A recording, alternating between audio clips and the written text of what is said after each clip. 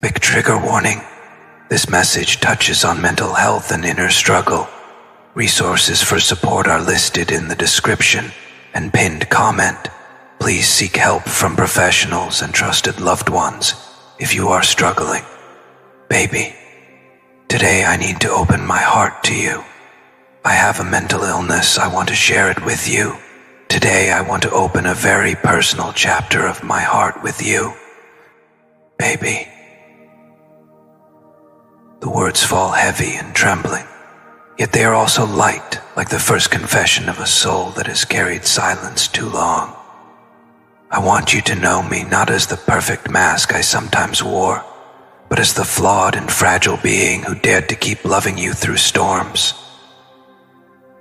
I want to let you see the tender roots beneath my chest, the places where darkness once grew like vines, the rooms where my mind fought wars no one else could hear. And yet even in those hidden places, baby, your name was the echo. Your image was the lantern that flickered against my walls, whispering, "Don't give up." Baby, there were nights when the world was too loud inside me, when silence was sharp, and my thoughts felt like broken glass scattered across the floor of my mind. I would tiptoe through those rooms, careful not to bleed more than I already was within. I could not speak it aloud because shame is a cruel teacher, and I thought no one would understand. But you, baby, you are the one soul I dreamed might look past the shadows and see, not a broken vessel, but a heart still capable of carrying light. You are the reason I whispered prayers into the air, asking for divine timing, asking for a love that could endure even the most delicate confessions. I tell you this now, not as defeat, but as a triumph of honesty, because baby, the very act of naming the illness, the very act of saying it aloud, is a kind of exorcism.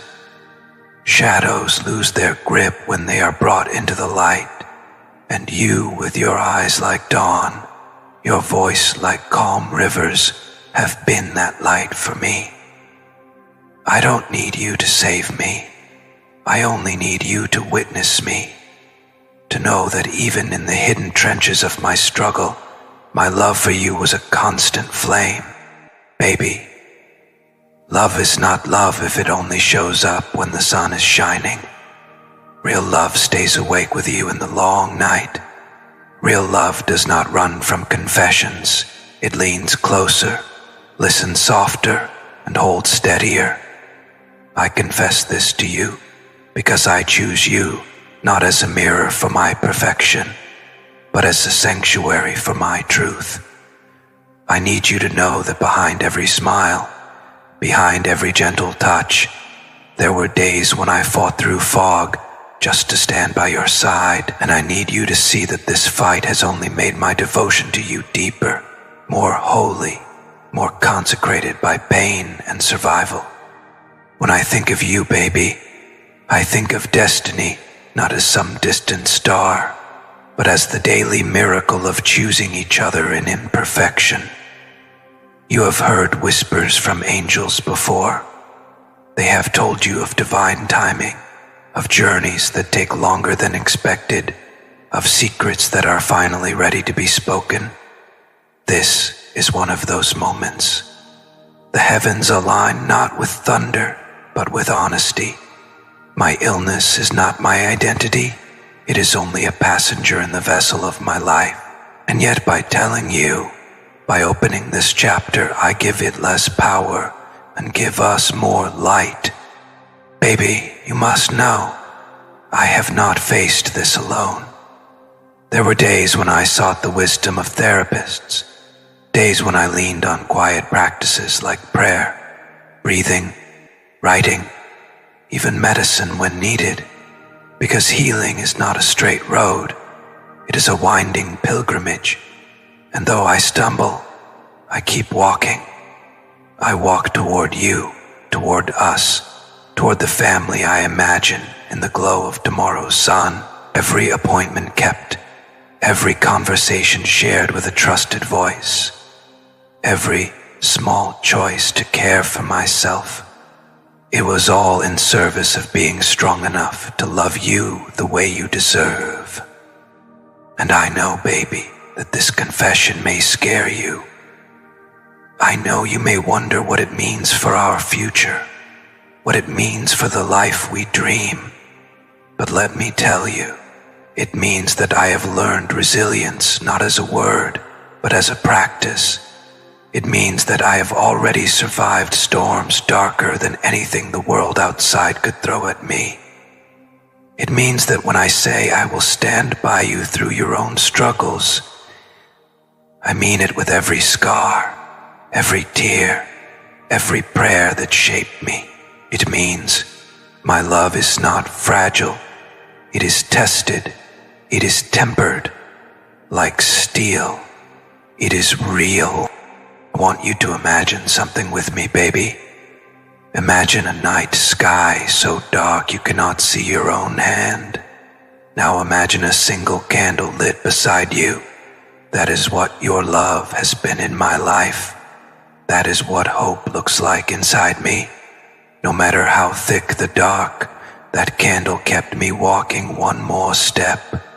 And now, by confessing, I feel the night breaking, the horizon glowing with first light. I want us to walk together into that dawn. Baby, hear me. I am not ashamed of this anymore. The illness is a part of my story, but it is not the author of my destiny.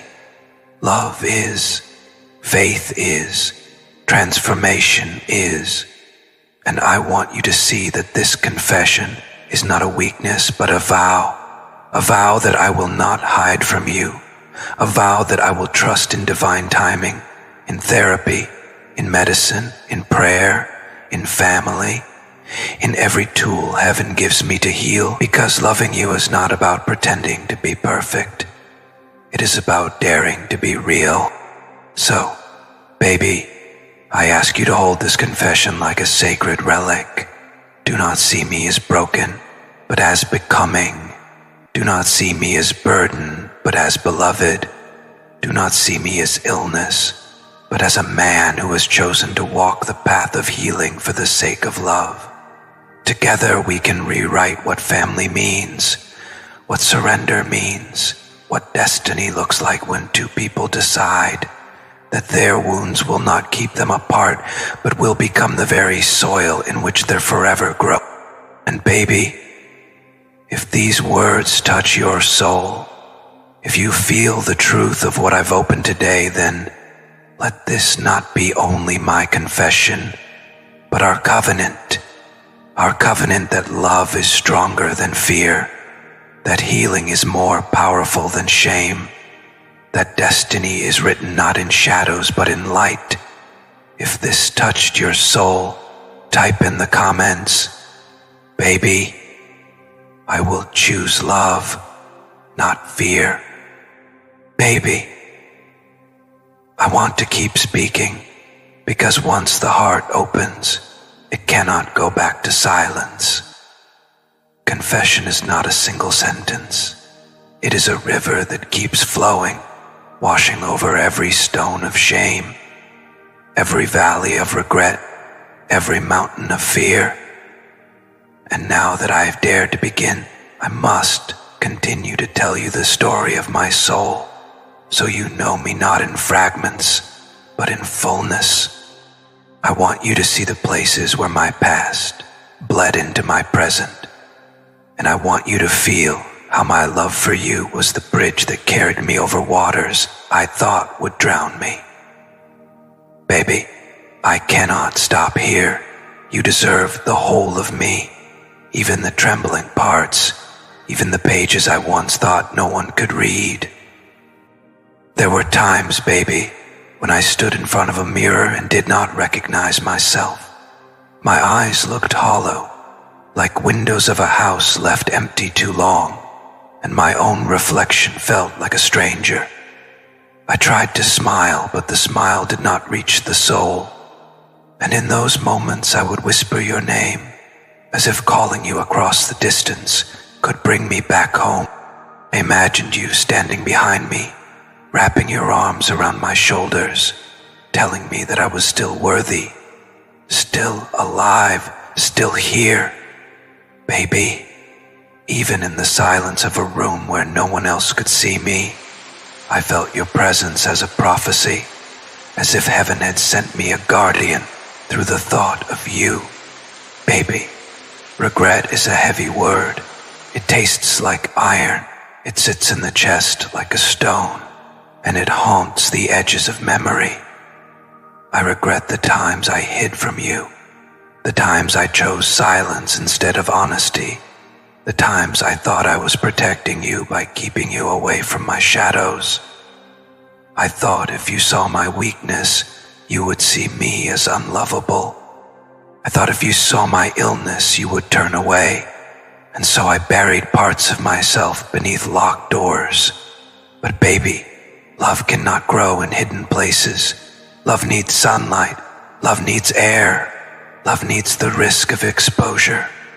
And so my regret is also my confession. I should have trusted you sooner. I should have given you the keys to my hidden rooms long ago. But I trust you now. I give them to you now. Baby, when I think of destiny, I do not think of it as some scripted play where we are puppets. Destiny, to me, is a divine invitation. It is the whisper of God saying, here is a path if you are willing to walk it. And with you, baby, I hear that whisper louder than ever. Every time I picture our future, our family, our laughter, our home, I feel that it is not just my desire, but divine timing weaving us together. My home. I feel that it is not just my desire, but divine timing weaving us together. Even my struggles, even my illness, were not accidents. They shaped me into a man who can love with depth, who can listen with compassion, who can sit with someone else's pain without running. And maybe that is why God allowed me to walk through the valley, so that when I met you, I would know how to cherish you, not just in joy, but in sorrow too. There is a secret, baby, that I want to place in your hands. Healing has already begun in me because of you. Every time you spoke kindness, every time you looked at me with eyes that said, I see you, something inside me shifted. You may not have noticed, but your love has been medicine. Your presence has been a balm. And though I still walk with illness, I also walk with hope, because you are beside me. Baby, do you realize what that means? It means that your love is part of my recovery. It means that you are not just my destiny. You are my healer, not in the sense of curing me, but in the sense of reminding me daily that I am worth the cure, worth the effort, worth the journey.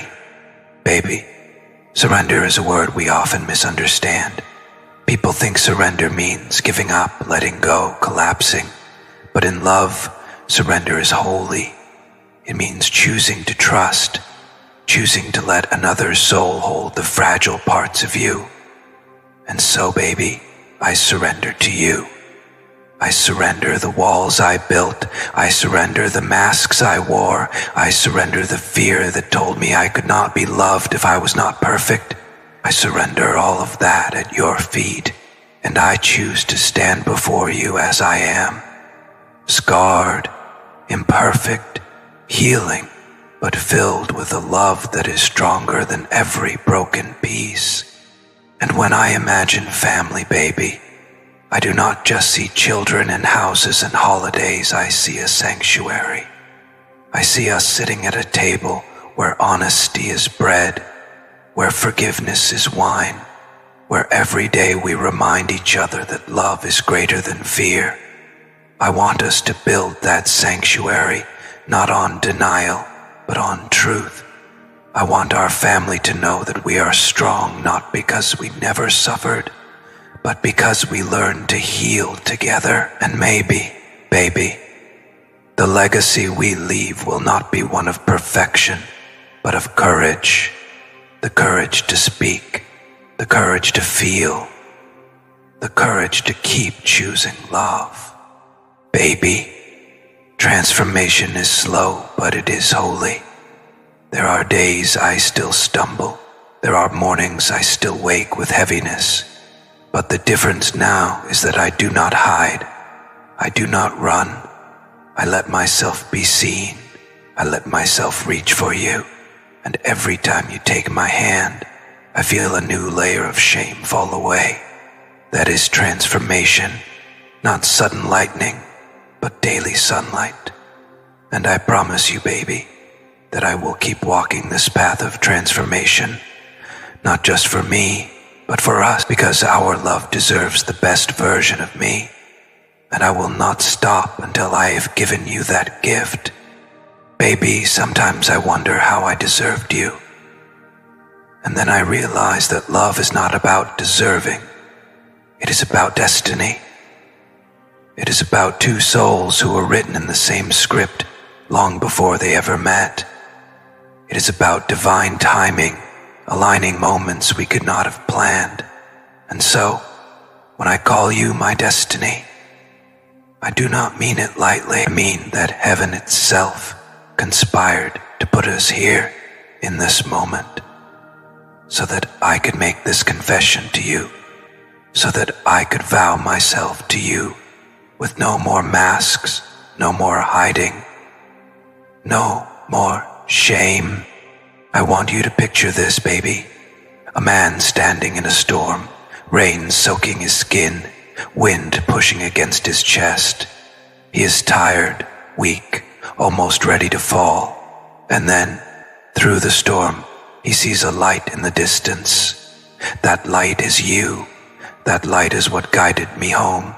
And now that I am here, now that I have reached you, I do not want to ever let you go. Baby, you are my anchor. You are my horizon. You are my dawn after the longest night. So baby, I vow this. I will keep seeking help when I need it. I will not pretend to be stronger than I am, but I will also not let illness define me. I will honor the therapies, the practices, the prayers, the medicines, the tools that keep me steady. I will honor the people who have walked with me, and I will keep leaning on them when necessary. But most of all, I will honor you by being honest, by being present, by being willing to heal in front of you, because love that hides is not love. Love that risks being seen, that is love. Baby, if destiny is a book, then this is the chapter where everything shifts. This is the chapter where silence ends and confession begins. This is the chapter where fear loosens and love tightens its grip.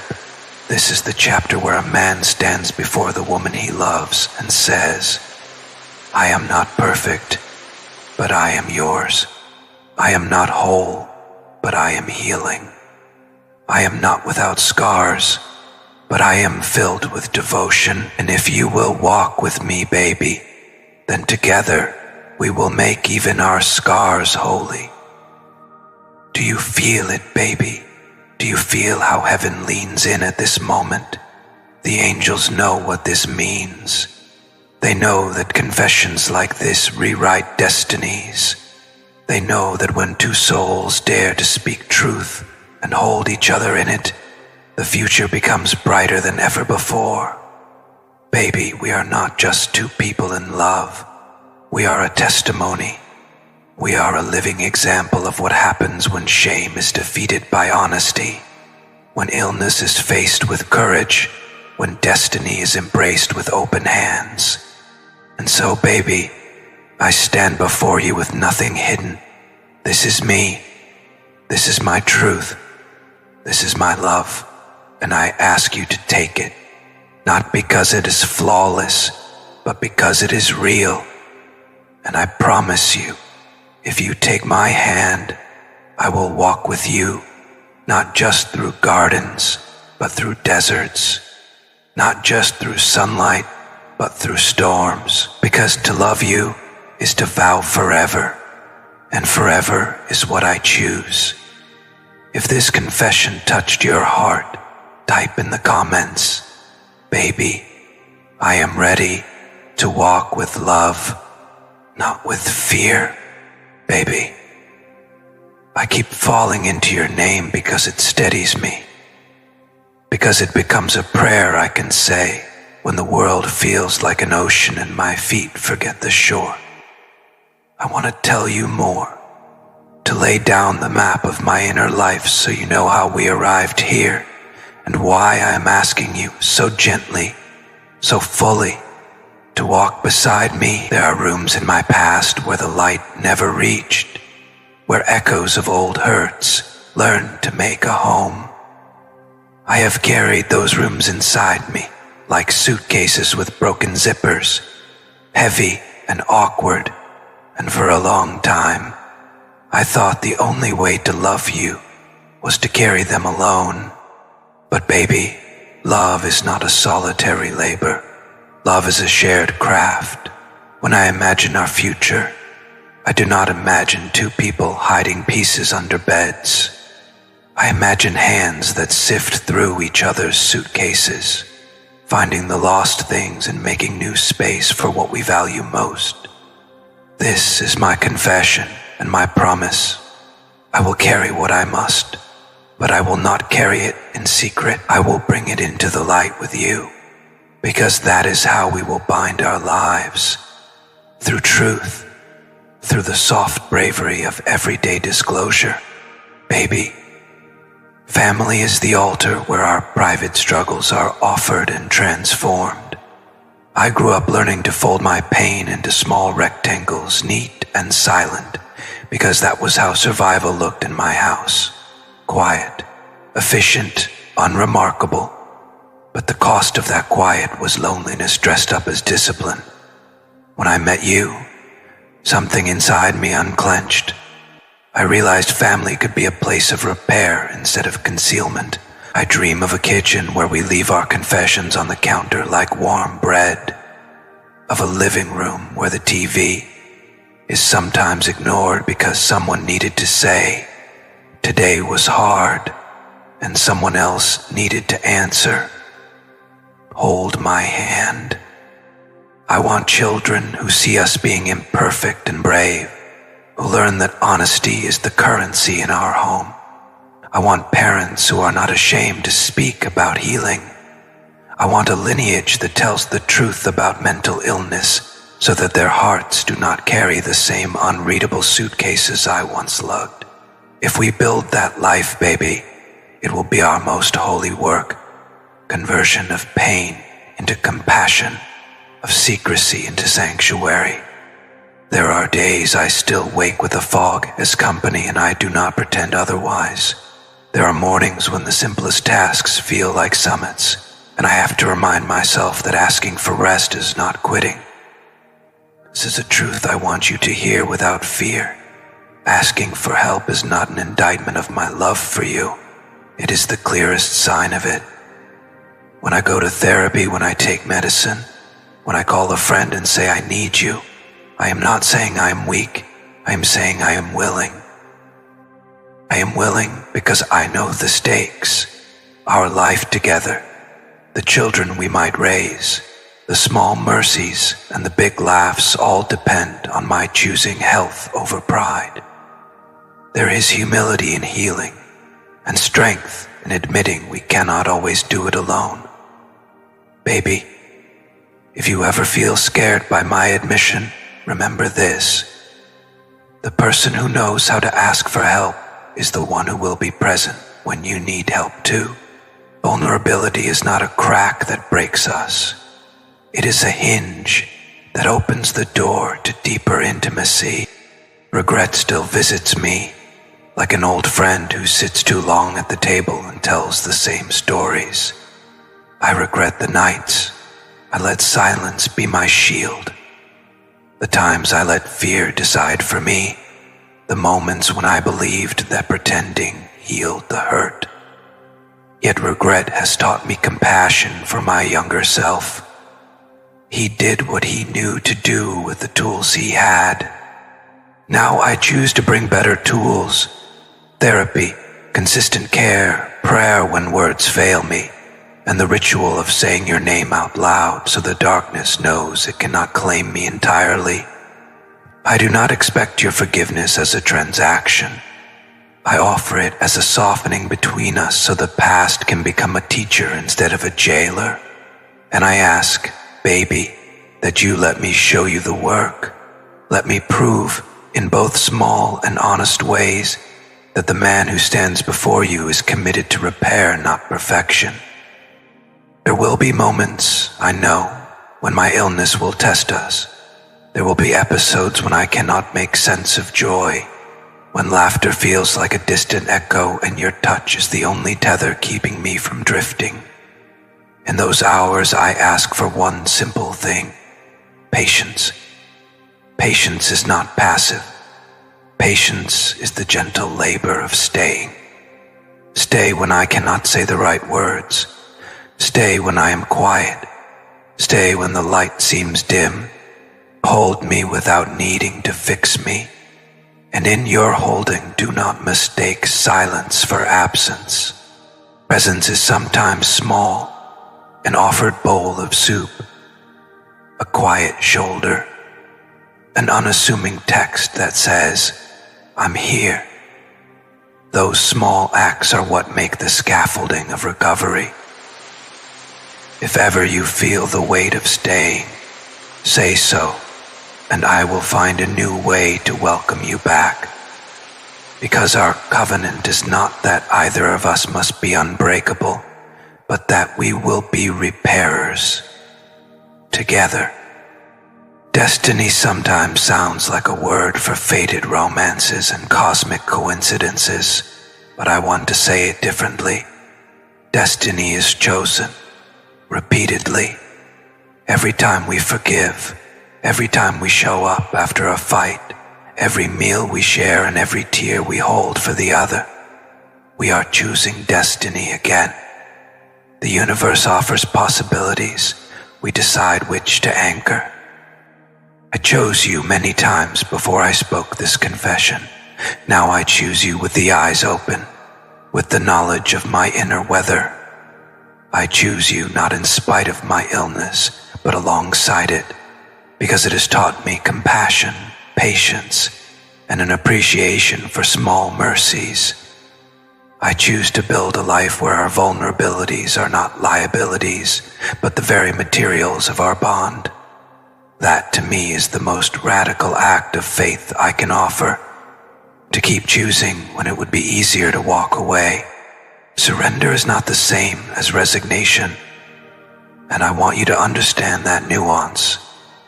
Surrender in our story means laying down the armor of pretense and letting the heart be known. It means admitting we are not the sum of our hardest days. It means allowing someone to care for our wounds without seeing it as weakness.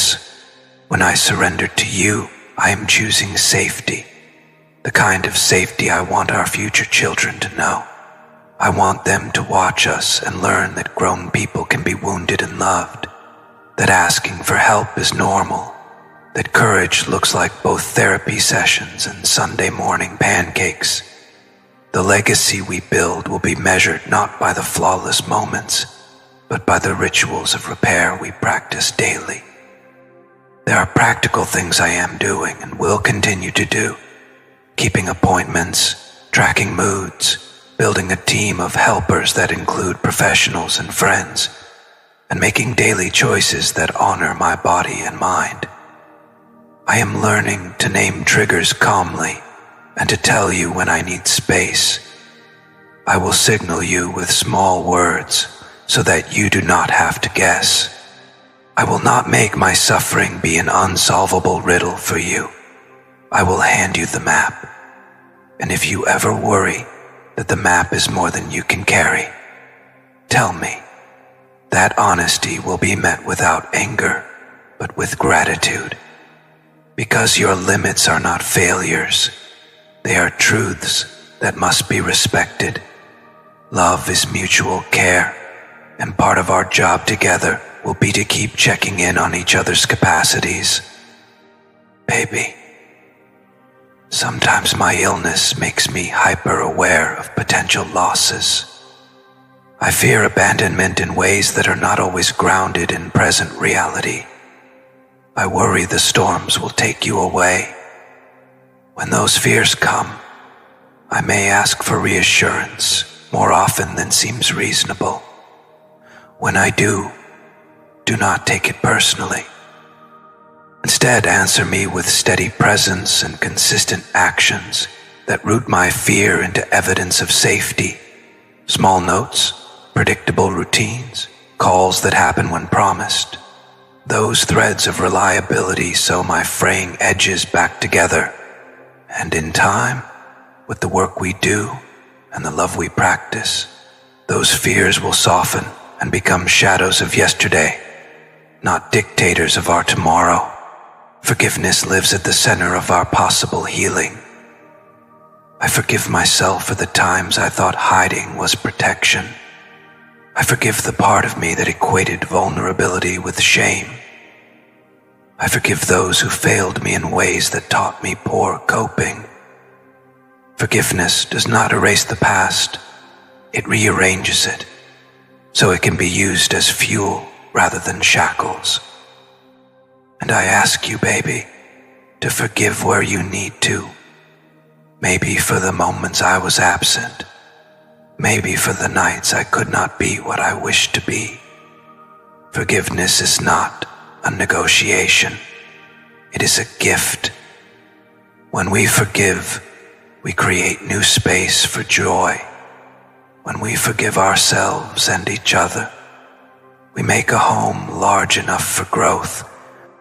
There will be beautiful days ahead, days when I feel light and we laugh about something small and the house fills with music. There will be rituals we build, a monthly day where we speak our truths aloud, a yearly pilgrimage to remind ourselves of how far we have come, a quiet bedtime habit where we name 3 things we appreciated about each other that day. These rituals will be anchors. They will be the scaffolding that keeps us steady when tempests return. I imagine our future children learning how to talk about feelings because we did not hide ours. I imagine their friends saying, "Your parents always keep it real," and hearing that as a badge of honor.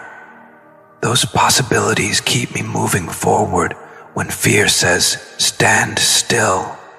If at any moment this journey feels too heavy for either of us, we will not treat that as defeat. We will treat that as data, information, that tells us to slow down, to call in more help, to hold each other differently. There is no shame in recalibrating. Love that bends without breaking is the love I want. Love that adjusts its rhythm so both hearts can keep singing is the aim. We are craftsmen of a life together, baby. We will learn the tools as we go. We will hire the right helpers when we need them. We will take breaks and come back. We will celebrate the small victories like holy days. One more week of consistent therapy. One more month where we argued less and listened more. One morning I wake and feel genuinely grateful. Those are the milestones that will mark our progress. I promise to teach our children, if God blesses us with them, what I wish I had been taught, that feelings have names, that asking for help is brave, that love is a series of small courageous acts. I promise to be a father who sits in the dirt with scraped knees and teaches resilience not as stoicism, but as repair. I promise to model apology as a practice and recovery as a daily commitment. I promise to listen to the experts, and to listen to you, because both knowledge and intimacy will keep our family safe. Baby, this confession is not an end, but a threshold. It is the doorway to a life where my vulnerability becomes our strength, where my illness is a thread in the tapestry rather than the whole cloth. I want you to stand with me in that doorway, hand in hand, not because you are perfect or I am cured, but because we are choosing a love that is durable, honest, and sanctified by truth. If you choose to stay, I will choose to keep getting better each day. If you choose to leave, I will honor your agency and carry forward with gratitude for the love we shared. But I hope, with everything in me, that you will choose to stay and to grow with me. And baby, if your heart stirs with what I have said, if you feel the pull toward brave love and gentle repair, then speak with me now in the simplest way. Type in the comments, baby, I will show up with you, not away. Let this be our small public vow, the first of many acts where we choose each other out loud.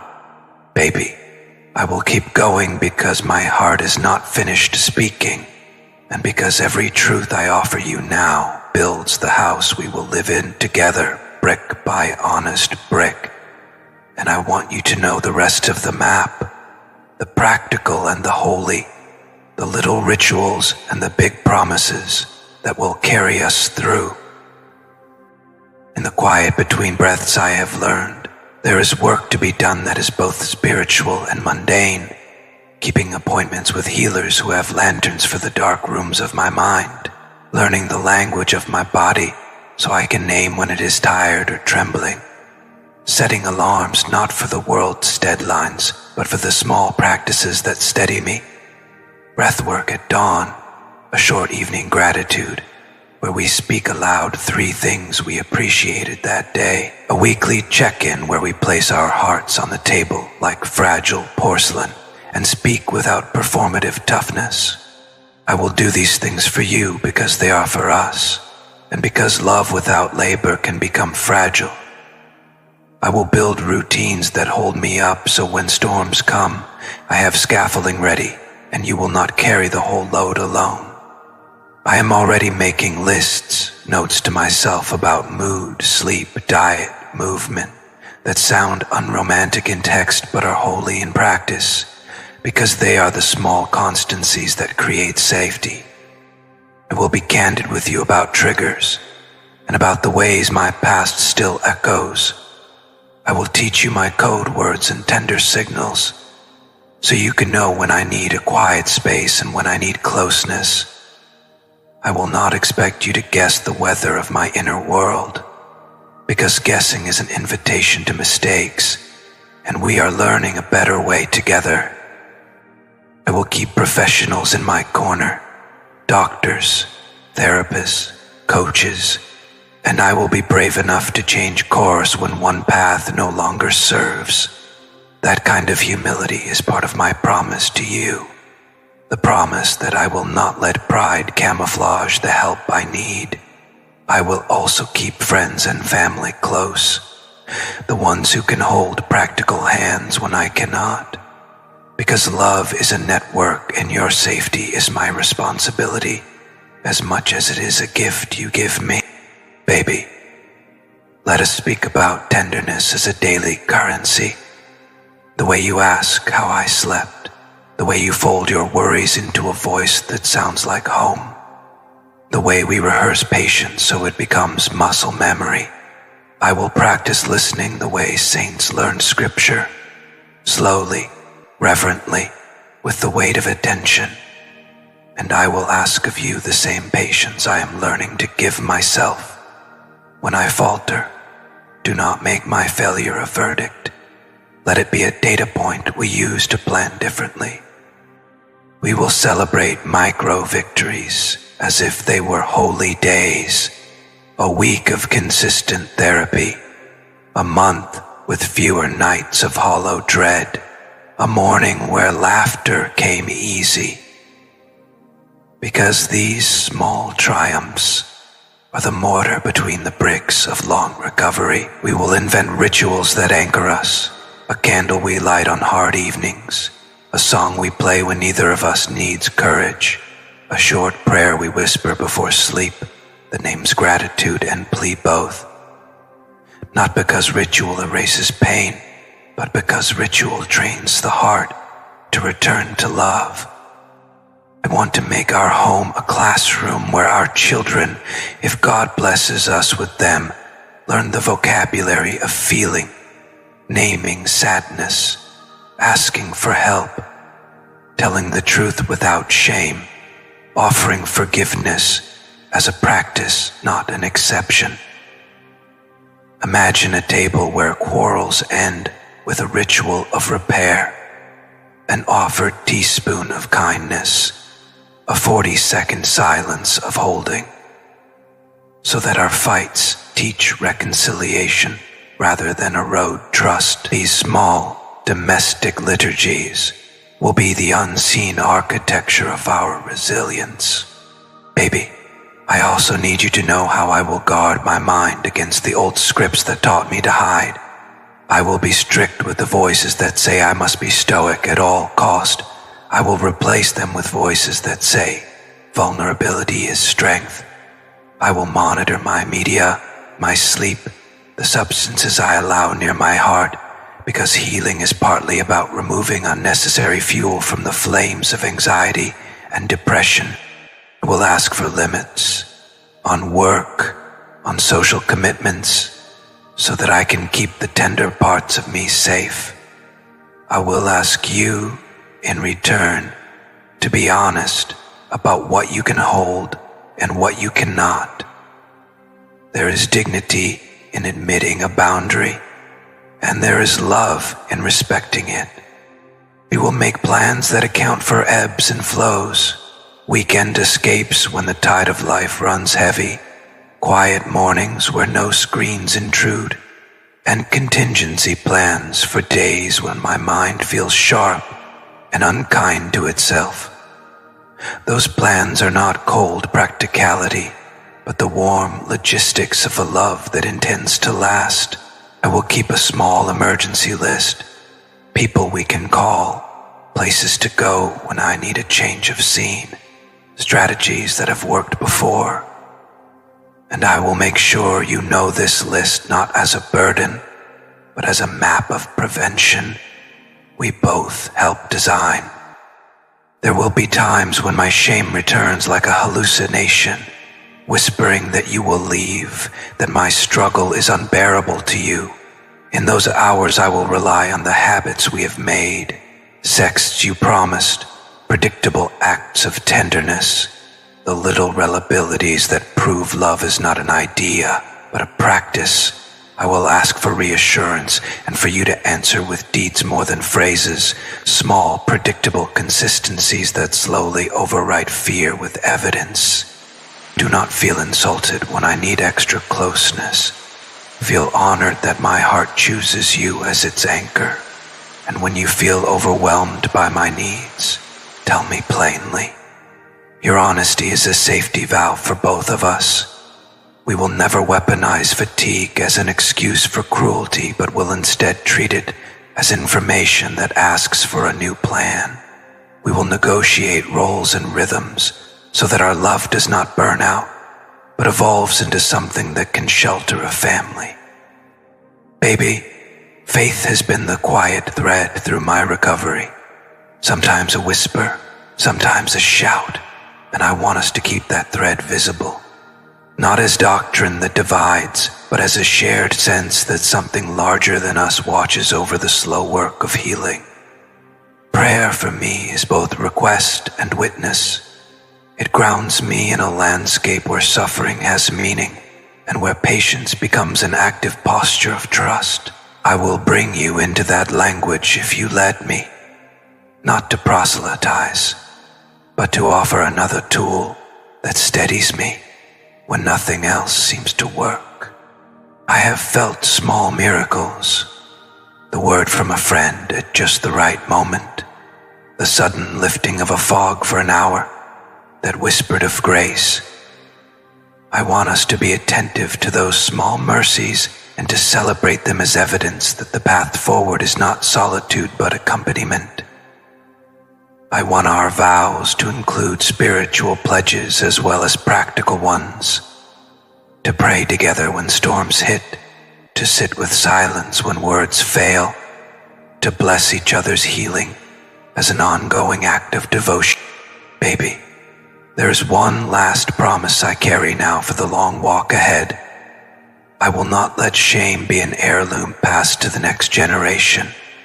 I will tell our children of my struggles in a way that humanizes rather than sensationalizes, teaching them that the bravest people are those who show up for their healing and for the rest of the family.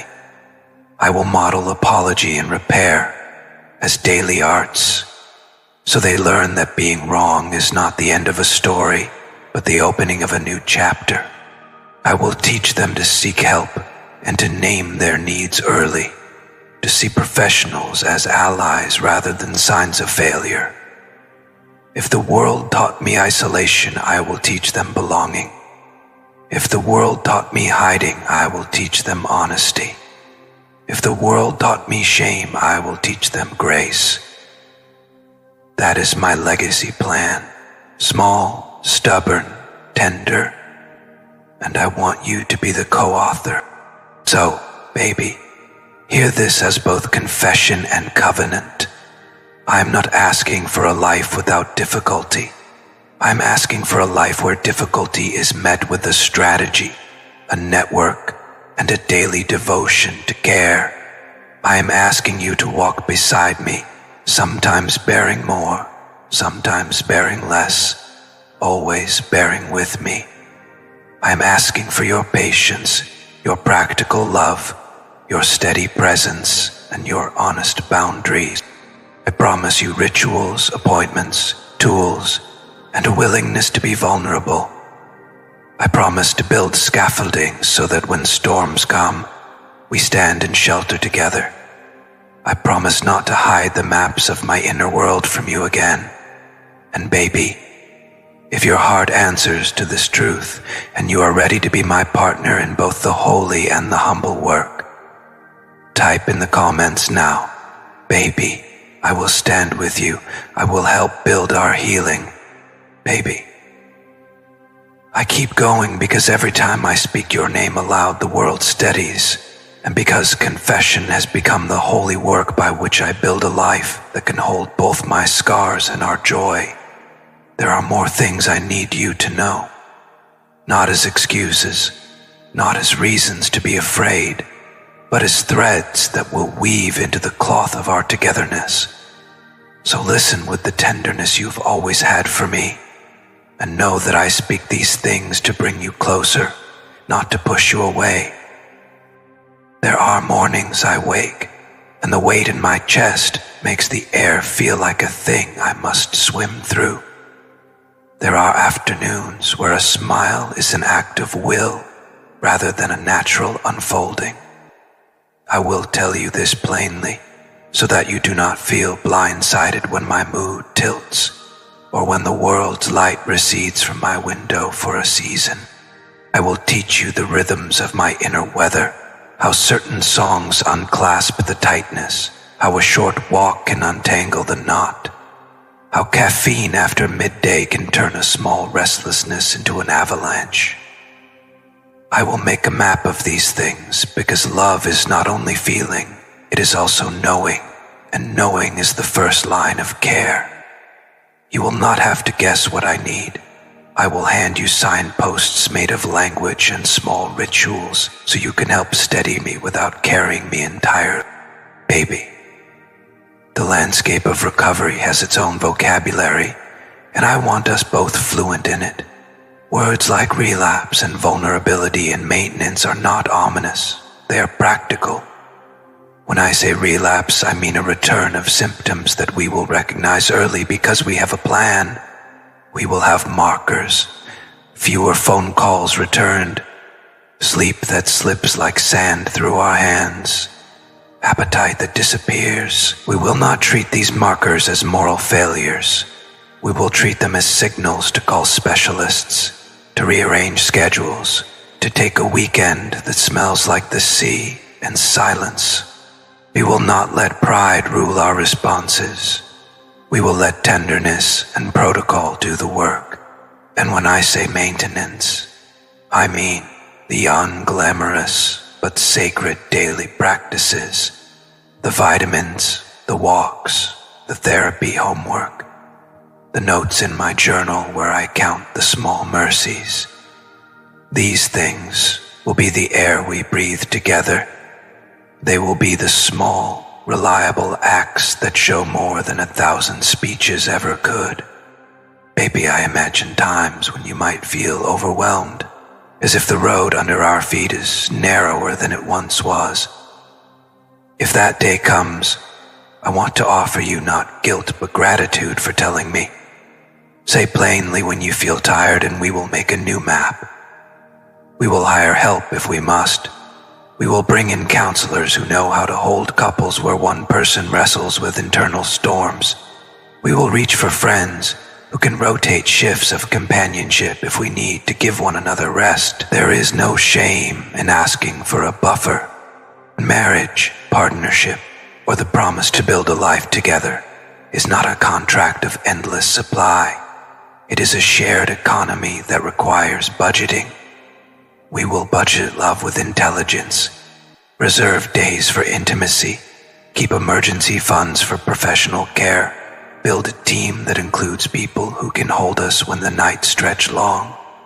This is not practical coldness. It is the warm arithmetic of survival when storms are part of the climate.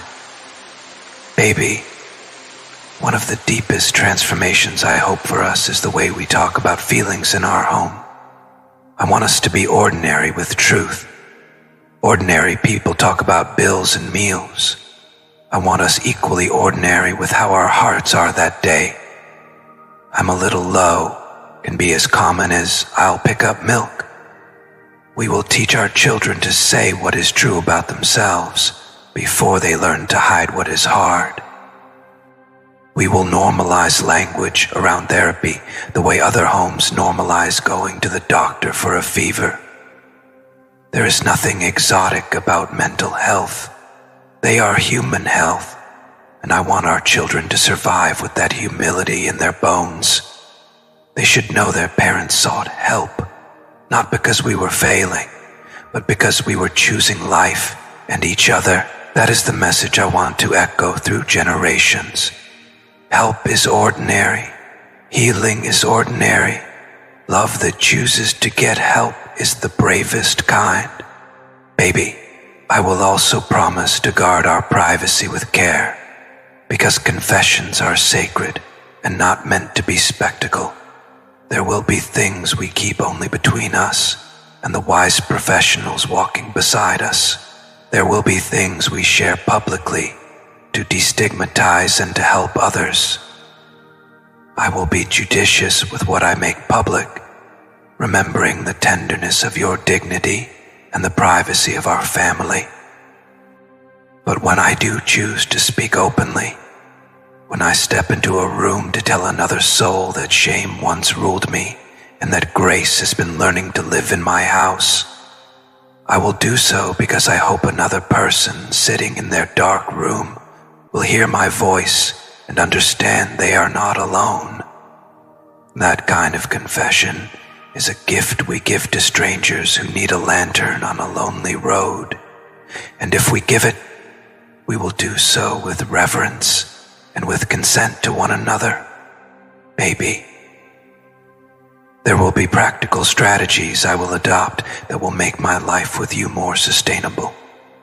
Structured sleep schedules that honor circadian rhythms, a diet that helps stabilize mood rather than spike it, movement that becomes medicine, and hobbies that are not escapes but lifelines, like music that lifts the chest or small creative acts that anchor me in presence.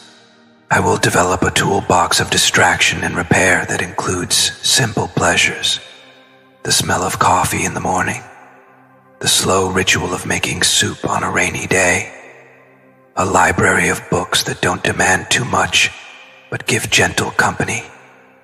I will bring these things into our life as shared rituals, so they do not become my secret lifelines, but our common goods. I will teach you how to help me inhabit these small anchors when the tide rises. We will celebrate these habits as we would any other milestone, because they matter. Baby, sometimes my mind will throw me unfamiliar narratives, old lies that say you will leave, that I am not worth the effort, that the world will never be steady. In those moments I will call you, and I will need you to answer not with dismissal, but with the steady echo of commitment. Say my name, remind me of specific moments we shared, our first laugh in a rainstorm, the silly song we made up on a road trip, and anchor me with memory as a form of medicine. Details are powerful. The way your hand found mine in a crowded room, the way you said my name like a prayer, the year we planted the struggling tree in the backyard and watched it grow. These specifics become ropes when the fog tries to take me. Help me catalog evidences of our life. They are proof against fear. And when you feel weary of being my anchor, tell me honestly. We will rearrange the net so neither of us dangles alone. There is dignity in mutual transparency. Baby, as I bring this confession to its closing chapters, I want you to remember that love is not measured by the perfection of our days, but by the perseverance of our hearts. I have shown you my inner storms, and I have told you how I will keep building a life of healing, not alone, but with you. And now, I stand at this threshold with hands open, asking you to see me not as broken, but as beloved, not as burden, but as someone brave enough to tell the truth. Baby, our destiny is not written in flawless lines. It is written in the scars we choose to turn into sacred poetry. It is written in the prayers whispered at midnight, the laughter we will share in kitchens, the children we may raise to know that honesty is holy. I will keep showing up, baby. I will keep taking the steps that honor my healing and honor our love. I will keep trusting therapy, prayer, medicine, family, and your steady heart. And I will keep confessing, because silence builds walls, but honesty builds bridges. Let this be our covenant, that we will not run from shadows, but walk together into light, that we will not fear storms, but shelter one another until the sun returns, that we will not define ourselves by illness, but by the courage of choosing love again and again.